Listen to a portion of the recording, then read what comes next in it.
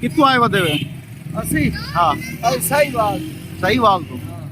इतना खीर क्यों भी जाता वधे इतने दूध ले लेंदा लोग जरूरत वास्ते शुगर वास्ते यरकान वास्ते बवासीर वास्ते हर बीमारी में शिफा किवें किलो लाई पे 200 रुपए किलो खालिस 1 नंबर दूध देता है। अच्छा इनका फायदा क्या होंगे अपने नबी पाक सल्लम दी सवारी सुन्नत पीना सबाब है इस अच्छा ओ दवाई करता है चलो किलो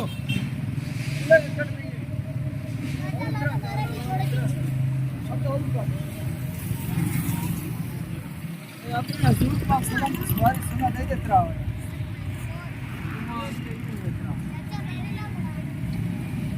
नहीं सही वाल तो इतना है वधे उतना नहीं दिखता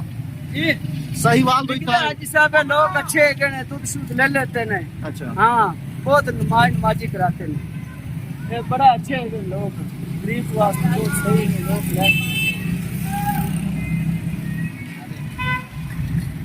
ये हुने ताजा कटे हाँ माशाल्लाह देख चाय नहीं खाता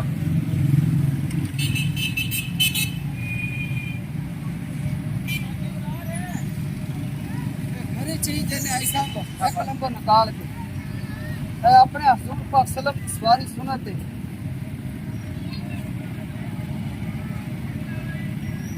इधर देखो हर चीज खरी